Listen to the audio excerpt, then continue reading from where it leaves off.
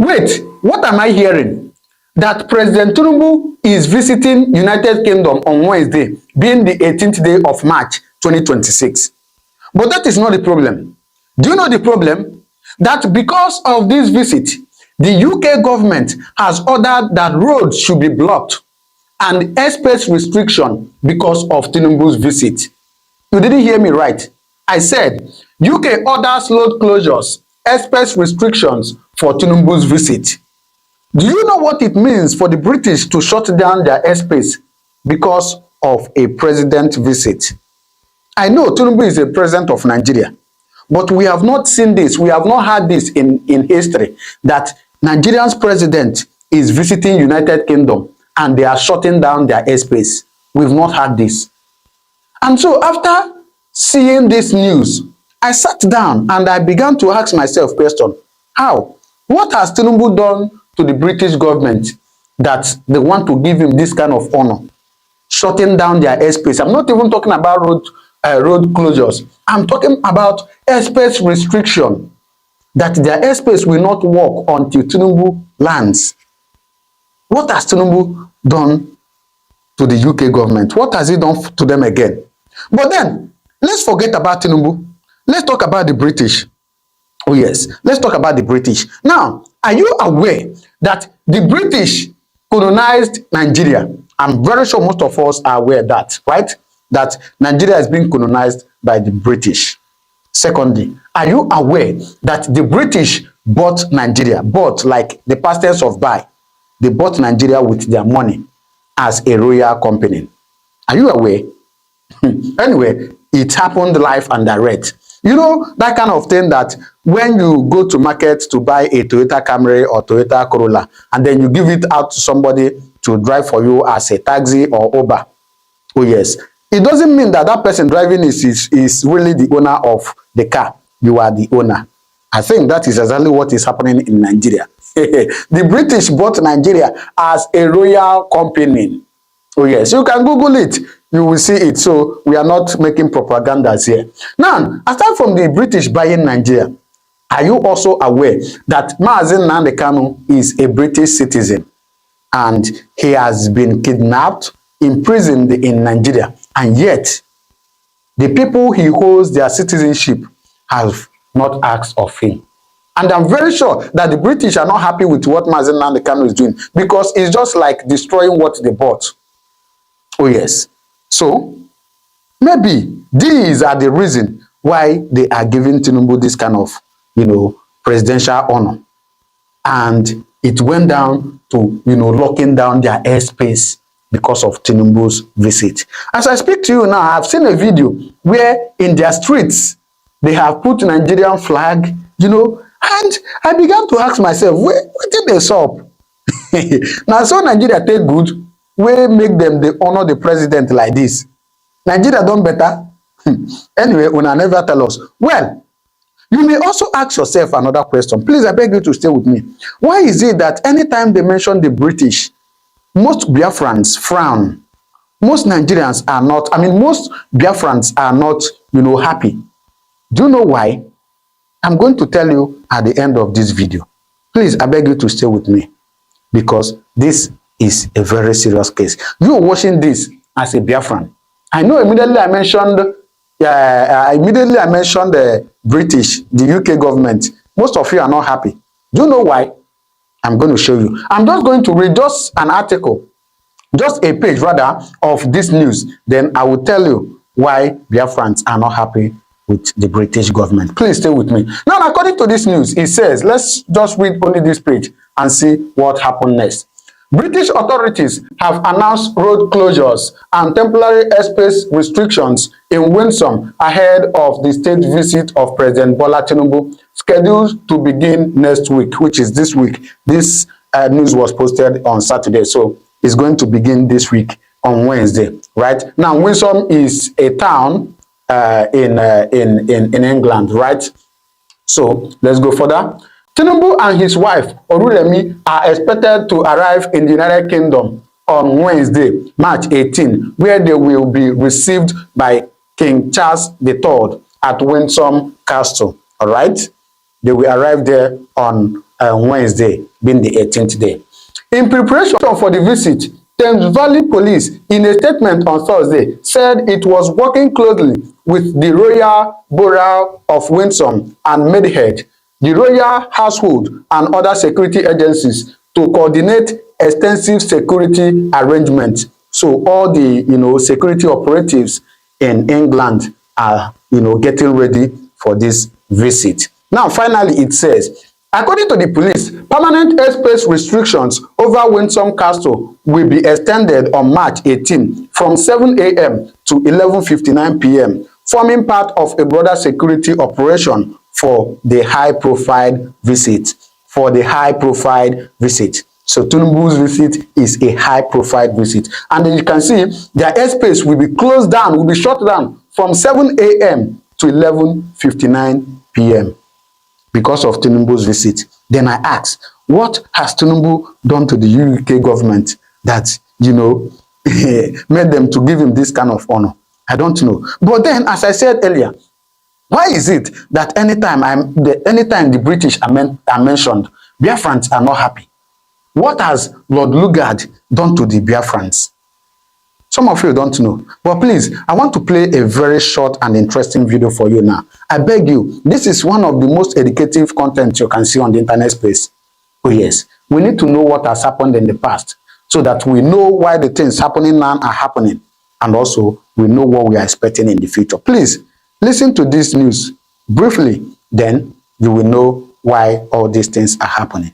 Listen to this. In the late 19th century, the British arrived western Igbo land, aiming to control trade, impose taxes, and dismantle indigenous leadership systems. Before the British, Igbo land was a collection of independent communities, ruled by councils of elders, Umunna, Umuada, the age grade, and titled men and women. This confused and worried the British because they couldn't easily impose their direct rule system. For years, the Igbo traders have been successful in palm oil, ivory, and textiles, and the British wanted monopoly of these goods. They wanted full control over the land, the people, and their trade. Resistance from any Igbo community was met with violence, taxation, and forced labor. This gave birth to a strategic resistance group known as the Ekumeku movement in Anioma. It was a secret guerrilla movement that used silent tactics as their power. They moved like shadows and disappeared without notice. They struck in secrets and communicated in encoded messages and sounds. They were like ghosts in the forest, highly strategic and disciplined. While the British used guns and cannons, the Ekumeku warriors relied on spears, swords, and the efficacy of some indigenous magical skills. Some of their key coordinators were Chief Mwoko of Idumuje Uboko, Obi Osai of Ogwashuku, Odogwanyasi of Idumujuno, Dibia Ida of Onitsha Olona, Ochie Areze of Ubuluku, Obi Okafo of Owa, Obi Abogidi of Ibusa. The British, frustrated by the continuous ambush and attacks, launched their first major counterattack in 1890. Some of the Ekumeku leaders, including Obi Osai of Ogwashuku, were captured and executed. After this, the British thought they had won, but the Ekumeku was not just one person, it was a movement. So they regrouped and was even stronger They gave the British a tough battle for many years. But by 1900, the British had fully declared Anioma as part of their colonies. But the Ekumeku warriors refused to submit. They attacked British colonial headquarters, destroyed government buildings, and targeted British allies. But the British, with more backups, responded with advanced weapons, including machine guns and explosives. Villages like Ibusa, Ogwashuku, and Owa suffered massacres, with thousands killed or imprisoned. But they kept resisting, they kept fighting, they kept launching attacks on the British. By 1914, with the British using heavy artillery and burning towns, the Ekumeku resistance was finally overpowered. But even though the movement ended, it inspired later resistance across Igbo towns, and the Ekumeku warriors remained legendary resistance group in history. The Ekumeku movement was one of the longest anti-colonial resistance movements in Africa's history. For 31 years, they resisted. The story of the Ekumeku warriors reflects the Igbo proverb, Umunna bụ agha, Igwe bụ ike. The British, though, came with guns and cannons. The Ekumeku movement fought with unity. You know, I keep thinking, what if the Ekumeku had won? What would the Igbo society be like today? Well, it's a question for you to think about too. Willink's report that divided us. And I'm going to read this Willink's report tonight for all of you to understand where this mess began, where the stupidity of our people started, where the balkanization of Biafra started. That thing that I told you a while back, that the British deliberately brought division into our land. It's called divide and rule. Ask them, it is their template. When they were conquering useless, primitive African people, that was their mantra. Divide them and you rule them. Once you cut people into 2 or 3 or 4, you can now rule them. And after a while, you gossip to them, and they start fighting each other. That's it. And you keep taking all the resources. That's why Africa is poor and very wretched. Now let me read the Willink's report for you. This is a report published in 1958. Britain knew they were going to hand over. People think that I'm not anti-British. I hold a British passport. As I said, I'm an Anglophile. I love everything about Britain. But there are evil within which must be exposed. It is that evil that I'm exposing. So anybody carrying a propaganda that Nnamdi Kanu is against Britain, you're wasting your time. I am Anglophile to the core. My parents went to Anglican Church. Anglican Church means English, for your information. So, I want you to understand the truth, and that truth shall set you free. What is that truth? That Britain knew that Biafra was special. That's what I'm trying to get at. Britain knew that Biafra was very special. Britain also knew that there was something very unique about Biafran people, especially an Igbo man. Britain knew that only an Igbo man, I'm not being arrogant. It's just the truth. Because of their experiences in the Caribbean, in Haiti, for instance, and also in the Americas, they knew that only an Igbo man will have the courage to rise up to say that evil is evil. There are a lot of saboteurs or traitors, hardcore traitors within, that they understood that, and they think far, unlike our people. So Britain knew they were going to hand over power in 1960. So what they decided to do was to try and divide the only people they knew would give them headache. Not give them headache, we're not going to go to war with Britain, but because Britain never wanted Africa to develop. Britain, forget all this aid they give you 1 million to, you people are fools. Britain never ever wanted Africa to stand on its 2 feet. Never. Even after colonization, of course not. they gave the powers to the Fulanis, the Janjaweed. And now what Britain did next will shock everybody. They proceeded to divide Biafra land to sow discord. All this I'm in Niger Delta. I want to let you understand where it started from. Somebody kindly posted it. And here it is. This is the Willink Commission report of 1958. What did this report say? The report says here, more than 98% of people who inhabit this area, the Igbo Plateau, that's what they call it, of the eastern region, are Igbo and speak one language. 98%. Now listen. Though, of course, with certain differences of, this is a white man's report. Please listen very carefully. I don't want to be going through this. When an idiot says I'm Niger Delta, I'm South, I want you to understand that it was Britain that planted that idiocy, that stupidity and foolishness in their brain. This is the report that I'm reading to you. Please listen attentively.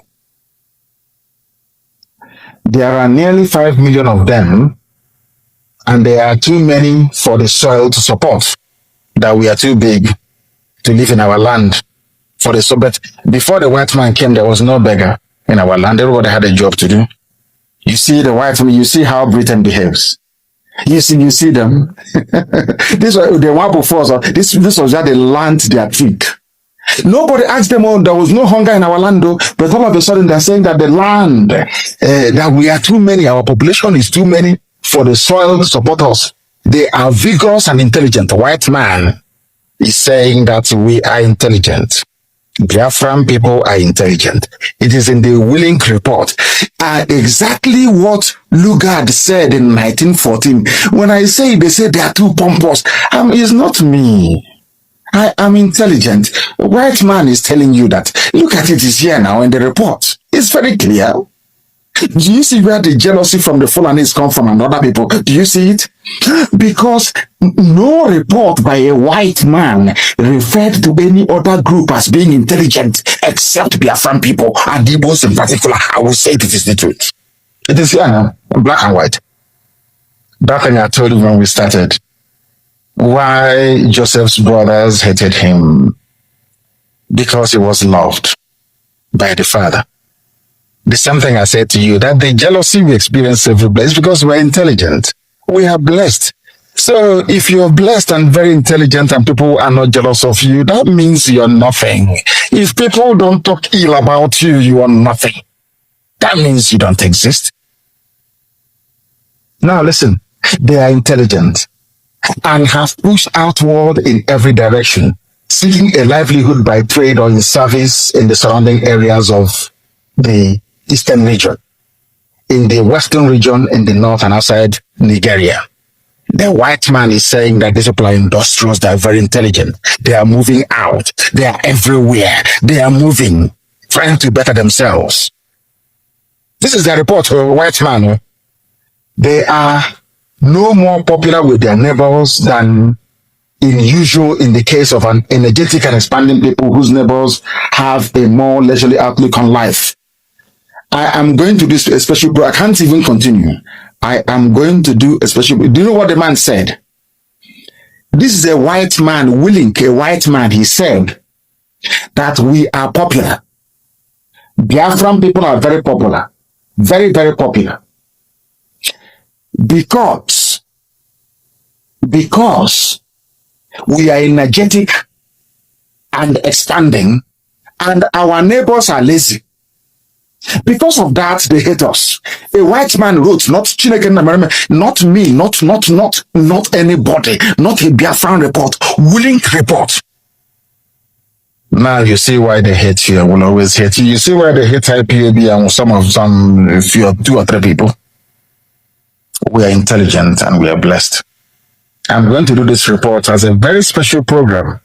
Maybe I should try and do it tomorrow when we restore all our services. I don't do broadcasts every day. Maybe I'll try and do it tomorrow. Listen carefully. Though there has been no great kingdom, forgetting that there was a map of the kingdom of Biafra where God only is the king. Biafra, it is there. I will show them tomorrow. Again, Though there has been no great kingdom or indigenous culture, they say we have no culture. You see, Oyibo, in the eastern region, the coastal chiefs grew on their trade with the European ships and and adapted customs, clothing and housing, more advanced than those of the people of the interior, on whom they had at first prayed for slaves. What the man is saying is that he is on Ibibio Efik, that they are slave traders of Igbo people. Are you listening to this? That Igbo people had no culture, but that the Izon people, Ejo and Ibibio and Efik, the riverine people, that they acquired a culture by virtue of their interaction with the ships of white men. You see how they do it? I read in England, so I know their tricks. I know all these games. I know how to do it. It's like before you sack somebody, you bring them and say, "Oh, you're very good. You are very clever. Hey, you are very, very excellent." But meanwhile, here is your termination letter. I know their brain. I know the way they reason. I know how they operate. I know them very well. This is their classic move. Divide and rule. First of all, they started by talking about the whole of the East. And after a while, they took away the coastal region. I said, "Oh, coastal region, by the way, you people used to go and catch slaves in the Igbo slaves, and you bring them to us. You sell them to us." Which is a lie. You see how they roll? Unbelievable. It is too much. I don't hate anybody. I don't despise anybody. If I mention your ethnicity or your tribe, if I am a bit hard on them, know that I am specifically referring to those of them that they call their leaders, those who have led us this very blind alley, this very blind path, those of them that will continue to deceive, those that will continue to lie, those that will continue to prevaricate, those that cannot deliver any measurable or tangible developmental indices at all, in any way, shape, or form. We have come that the blind may see, not in the way they do it within Pentecostalism, but we have come to impart knowledge and reason. Everybody who is under bondage in the zoo will be set free. I said everybody in bondage in the zoo will be set free. I don't hate anybody. I'm calling on Nigerians. Please, I said it today in court. I want people to investigate how much that Nigeria spent in prosecuting Mazi Nnamdi Kanu, because they came with, I think, a 4 senior advocate of Nigeria and a team of lawyers. And the senior advocate of Nigeria, they were coming every day.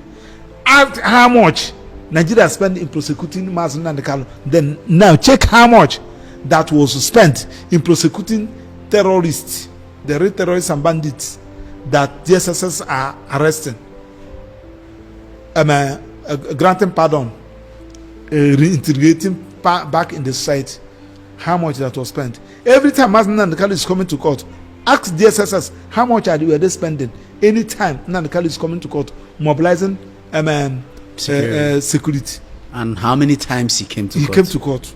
Then you now cry for this country. The hope is still lying on the judiciary. He's going to appeal against the judgment. Just like you said, you asked me. The Court of Appeal, look at the law. If they say that they go to Supreme Court, if the Supreme Court, I hear what I'm saying. But the only thing I continue to say, God, don't allow somebody to make me a prayer point, an innocent person to make me a prayer point. That is what I try as much as possible. I'm a Christian. I'm a deacon of a church. There are some things that I don't do. I don't cheat people. I don't intimidate people. I don't join where they are planning to destroy human beings. I don't do it. Because now Nnamdi Kanu is there. Nigerians, Igbos, people with conscience have been praying. I can tell you, Donald, I can tell you, I'm answering call now. I'm answering call. If I see what people are writing, what people are saying, you pity for this country. Why should you allow yourself to be like that? considering the fact that there is a life after here. Not only after here, you have your children, you have your grandchildren, you have your sisters, you have your brothers, you have your father, you have your in-laws, you have those that are around you. Why should you? Pontius Pilate, they said, I have checked, oh, this man did not commit anything. No. Bring me water, let me wash my hand. You wash your hand. Must you do it? I learned that there are some people that they assign the matter. They say, I won't do this matter. Mazin Adkala has gotten how many judgments? They never complied with one. One, 8 billion naira against federal government. The other one, I think 500 million naira. The other, just, even the court, the one that the court gave release, they refused. They refused. Are we talking about international ones? But the one that the federal government just got, they've applied they applied it. And you say that you are, and somebody, you call yourself a senator, former governor, you don't know what to say. Instead of you to bury yourself in shame, you are talking, come to social media and be talking rubbish. If you don't know what to say, why not keep quiet? Why not say this thing is evil? This thing is evil. If it's your father, daddy, with due respect, you brought me in this world, you train me. This thing you are doing is not good. Do you know that when you say such a thing, your father may be angry with you? I have disowned you. At the end of the day, he will reflect. He will reflect and know that yes. Don't, Max. The way you are saying this thing, take it easy. These people will drop you. Must I be a lawyer? All the people that are in Nigeria, they're lawyers. Must I be a lawyer for me to be useful? Are you telling me that this person that is riding a cab from Airport Road here, is he not living? Is he not training his children? Why should you harass me? Why should you want me to go against my conscience because of law? What do you mean by law? Come and take your license. And I'm assuring you that you will never see me bake bread. Even if I'm selling pure water, I will use it to train my children and be useful. Thank you so much, Barrister. It's been a very great moment with you. Thank you. We appreciate your coming. Thank you, sir. I beg, if you never share this video to everyone on every social media platform. Now the only one I fit take encourage supporters. Click the subscribe button for more updates. All this injustice where they go on right now because of the truth Mazana the Carlos speak. Since the world no want the truth, now only the truth where Mazana the Carlos speak. Now we think they cause all these things. But I know say one day God go vindicate all the people of Biafra. I'm not gonna talk much. Share your thoughts at the comment section. And don't forget to click the subscribe button for more updates. Now don't hear every single thing one I need to hear. Share this video to everyone so that they go watch this video with you. Thank you.